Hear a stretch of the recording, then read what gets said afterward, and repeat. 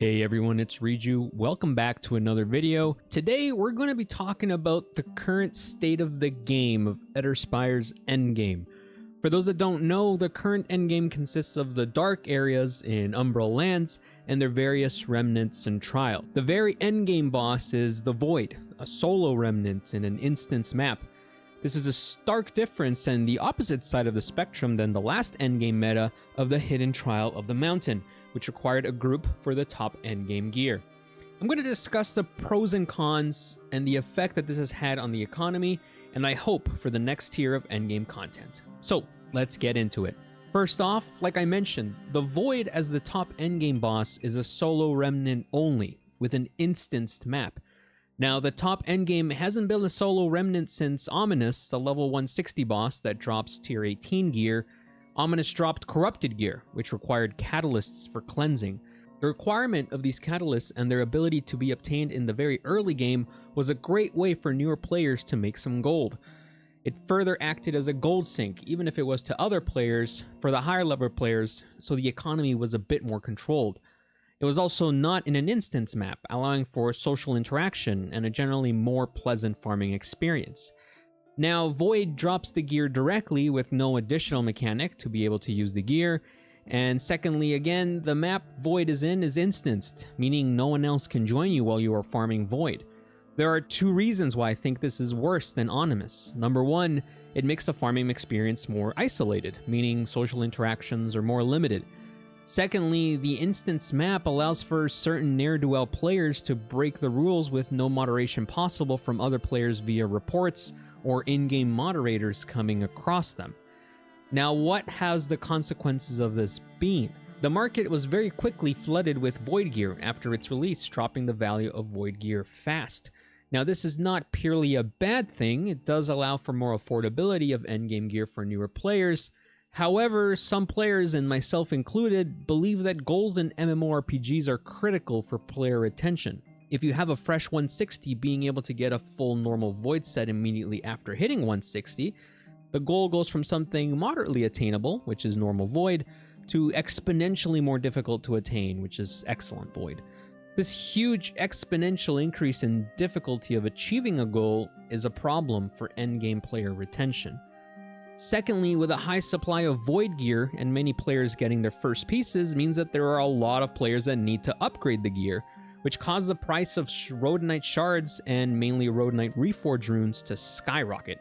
This was exacerbated by the lack of rod shards and soul fragments that drop from farming Void. They do drop, but at quite a low rate, meaning that supply stayed the same or possibly even dropped, but demand skyrocketed, greatly increasing prices. For example, soul fragments went from 2,000 gold to 15k gold each, and rod reforged runes went from about 3k to 35k each. This inflation suddenly caused the price of upgrading your gear to become higher than the price of the gear itself. Newer players could buy the gear, but then struggled to be able to upgrade it. In fact, upgrading it actually made you lose money a lot of the time, as the price of an upgraded piece was not much different and was monetarily not worth the investment in upgrade materials. The state of the economy since then has improved slightly, but upgrade materials still remain at 10k for soul fragments, 10k for rod shards, and about 30k for reforged runes. While players with a lot of gold or large stashes of these materials flourished, the average player was left struggling to afford upgrade materials, and the larger investment into them means that an unlucky streak during reforging led to a significantly higher financial hit and a higher probability of a quit moment. Now, how does this current state of the game compare to Trials of the Mountain endgame of a few months ago? The first obvious difference is that Trials were group content, meaning that social aspect was amplified in not only having to find a group, but also run the content with the group. Now, whether this is a positive or a negative thing, it depends on who you ask, but generally this is healthy for an MMORPG. Secondly, every trial run guaranteed a Rhodonite shard, with a decent chance at a soul fragment, meaning upgrade material supply was maintained during the endgame farming. And lastly, because of the nature of the group content, it was much more difficult for bad actors to break game rules and obtain more gear. This kept the amount of endgame gear healthy and at a much slower but obtainable pace, which, like we discussed before, is good for attainable player goals and therefore player retention. So what should be the next tier of endgame? Honestly, I think that the dark resistance and effectiveness mechanic was an excellent addition, but in its current state it is too easy to skip the first 2 tiers of Dark Gear, even as a newer player, and go straight to Void Gear. Upgrade materials are obtained at a much slower pace in the endgame farm, and the instant solo remnant nature makes it less sociable and too easy to take advantage of. I think a great first step is to bring back the catalyst cleansing mechanic. It even makes the most sense for Dark Gear. It's all dark and stuff, you gotta cleanse it to use it. Perhaps it even drops as dark, but it turns to light after being cleansed. This adds an income stream for newer players and an additional gold sink for the higher level players if they do not farm their own catalysts.